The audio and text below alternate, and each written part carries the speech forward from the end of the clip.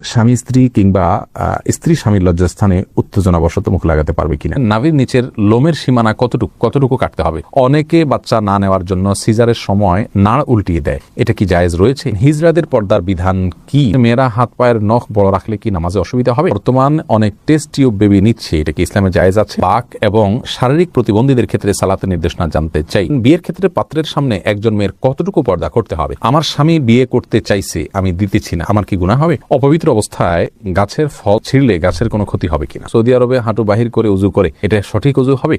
নাফিজা নুজহা জানতেছেন রাতে নখ কাটা যাবে কিনা, যাবে। গোসলের পর নখ কাটলে কি অপবিত্র হয়ে যাবে না হবে না? ফাইসাল আপনি প্রশ্ন করেছেন অপবিত্র অবস্থায় গাছের ফল ছিঁড়লে গাছের কোনো ক্ষতি হবে কিনা। এর উত্তর হলো অপবিত্র অবস্থায় গাছের কোনো ফল ছিঁড়লে গাছের কোনো ক্ষতি হবে না, এমনকি যিনি ছিঁড়বেন তারও কোনো ক্ষতি হবে না।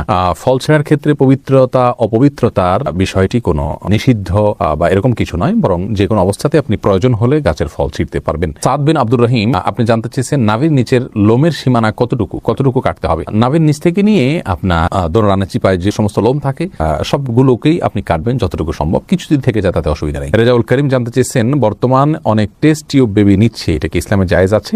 টেস্ট টিউব বেবি, এটাতে ইসলামের মৌলিক নির্দেশনা হলো যদি স্বামী স্ত্রীর বীর্য এবং শুক্রাণু থাকে এবং আরো কিছু শর্ত আছে, সেক্ষেত্রে মৌলিকভাবে এটি জায়েজ রয়েছে যদি নিরুপায় ব্যক্তি হয় তার জন্য। জাকির কাজী জানতে চেয়েছেন কোন কারণে কবর পরিবর্তন করার বিধান কি? কবর পরিবর্তন করা যেতে পারে বিশেষ কোনো কারণে, আপনার কবরের উপরে হয়তো কোনো গৃহ বা মসজিদ সম্প্রসারণ করতে হচ্ছে, তাহলে সেক্ষেত্রে কবরে যিনি শায়িত আছেন তার ধ্বংসাবশেষকে কোনো একটা ব্যাগে বা কিছুতে নিয়ে অন্য সাধারণ কবরস্থানে একটা কবরে দাফন করে দেওয়া, এটা বিধিবদ্ধ, এটা নাজায়েজ বা গুনাহের কোনো কাজ নয়। তবে সেটা একান্ত প্রয়োজন হলে তখন যে কোনো হেনতন অজুহাতে এরকম করা যাবে না, এটা কবরের বাসীর প্রতি অসম্মান প্রদর্শন হবে সেক্ষেত্রে। তানজিন মিষ্টি জানতে চেয়েছেন মেয়েরা হাত পায়ের নখ বড় রাখলে কি নামাজে অসুবিধা হবে? নামাজ হয়ে যাবে যদি আপনি নখের ভেতরে চিপায় পানি পৌঁছাতে পারেন, তাহলে সেক্ষেত্রে নামাজ হয়ে যাবে, নামাজের কোনো সমস্যা নেই। তবে যদি ব্যাপারটি এরকম হয় যে নিচে পানি পৌঁছাচ্ছে না, অতিরিক্ত হওয়ার কারণে ময়লা জমে যাচ্ছে, তাহলে সেটা একে তো অনুচিত, দ্বিতীয়ত হলো যদি পানি না পৌঁছে তাহলে সেক্ষেত্রে নামাজই হবে না। যেমন নখ যদি বের হয়ে থাকে তাহলে তলার অংশতে পানি পৌঁছাইতে হবে,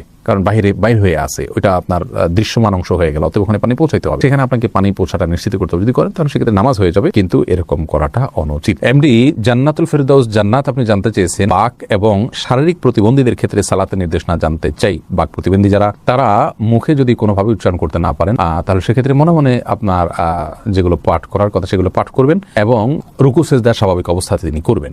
আর শারীরিক প্রতিবন্ধী যারা, তারা যেভাবে পারেন সেভাবে সালাত আদায় করবেন। আল্লাহ রাব্বুল আলামিন বলেছেন ফাত্তাকুল্লাহ মাসতাতা'তুম, তোমরা আল্লাহকে যতটুকু সাধ্যে কুলায় ততটুকু ভয় করো। অতএব প্রত্যেকের যার সাধ্য অনুযায়ী তার আমলগুলো সম্পাদন করতে হবে। আবু হানিফা আরিফ জানতে চেয়েছেন হিজড়াদের পর্দার বিধান কি? ভাই আবু হানিফা, হিজড়া যারা, তাদের জন্য পর্দার বিধান হলো তারা সাধারণ অবস্থাতে যদি পুরুষের সাথে তাদের সাদৃশ্যটা বেশি হয় তাহলে সেক্ষেত্রে তারা পুরুষদের সাথে দেখা করবেন, মেয়েদের সাথে পর্দা করবেন। আর যদি তাদের শারীরিক গঠন মেয়েদের আলামত, মেয়েদের শরীরের গঠনটা তাদের মধ্যে বেশি থাকে, পুরুষের গঠনটা কম থাকে, তাহলে সেক্ষেত্রে মেয়েদের বিধান তাদের জন্য প্রযোজ্য হবে, তারা পুরুষদের সাথে পর্দা করবেন। এটা হলো একটি মত এবং সবচেয়ে প্রসিদ্ধ এবং গ্রহণযোগ্য মত। এছাড়া হিজড়াদেরকে নিয়ে আরো নানা রকমের মত রয়েছে ওলামায়ে কেরামের। নার্গিস আক্তার জানতে চেয়েছেন মেয়েদের নামাজ ভাঙতির সময় কি কি আমল করা যাবে? যখন নামাজ থাকবে না সেই সময় তিনি সব কাজ করতে পারবেন, শুধু নামাজ পড়বেন না, রোজা রাখবেন না, স্ত্রী সহবাস করবেন না, তওয়াফ করবেন না, এছাড়া সব কাজ করতে পারেন। কোরআনে কারীম স্পর্শ করা বা তেলাওয়াত করা, স্পর্শ করতে পারবেন না, তেলাওয়াত করার বিষয়টি বিতর্কিত বা এটা নিয়ে আলোচনা রয়েছে, অনেক ওলামায়ে কেরাম এটাকে অনুমোদন দিয়েছেন, সৌদি আরবের স্কলাররা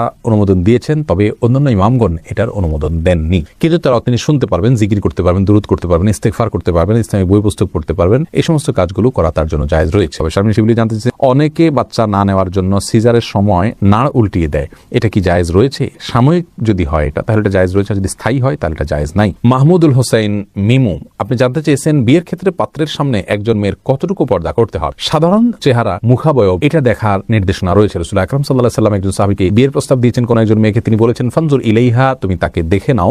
অন্য এক বর্ণনায় আসছে তিনি বলেছেন ফাইন্না ফি আয়ুনিল আনসারি, সেই আনসারি মেয়েকে বিয়ের প্রস্তাব করেছেন মুহাজির সাহাবী, তখন বলেছেন আনসারীদের চোখে একটু অসুবিধা আছে, অর্থাৎ ঘোলাটাই ভাব বা কিছু একটা আছে আঞ্চলিক, তখন তিনি বলেছেন যে তুমি দেখে নাও, তোমার ভালো লাগে তুমি করো। তো এখান থেকে বোঝা যায় যে সাধারণ যে অঙ্গগুলো আছে, হাত পা মুখ, এগুলো দেখবে। এর বাইরে এই প্রকাশ্য অঙ্গ ছাড়া তার অন্য কোনো অঙ্গ দেখতে যাবে না। চুল, মাথার চুল দেখতে পারে, এই জাতীয় বিষয়গুলো দেখবে, বাহ্যিক যে অঙ্গগুলো থাকে সেগুলো। মাহমুদুল্লাহ এই আইডি থেকে আপনি জানতে চেয়েছেন, আমার স্বামী বিয়ে করতে চাইছে, আমি দিতেছি না, আমার কি গুনাহ হবে? তাহলে পুরুষ আইডি থেকে কোনো বোন হয়তো প্রশ্ন করেছেন। দেখুন, আপনার স্বামী যদি বিয়ে করতে চান আর আপনি তাকে বিবাহ করতে না দেন, যৌক্তিক কারণে যদি মানা করেন তাহলে তো ঠিক আছে। যেমন স্বামীর সেরকম আর্থিক সক্ষমতা নেই, শারীরিক সক্ষমতা নেই, বিবাহ করার মতো পরিবেশ তার জন্য নেই, তাহলে সেক্ষেত্রে আপনি বাধা দিতে পারেন। কিন্তু সেগুলো যদি তার থাকে তাহলে সেক্ষেত্রে আপনার জন্য বাধা দেওয়া উচিত নয়। তবে হ্যাঁ, এই কারণে আপনার গুনাহ হবে আমি সেটা বলবো না। বাধা আপনি দিতে পারেন এই অর্থে যে আপনি সতীন চাচ্ছেন না, আপনি স্বামীর কাজের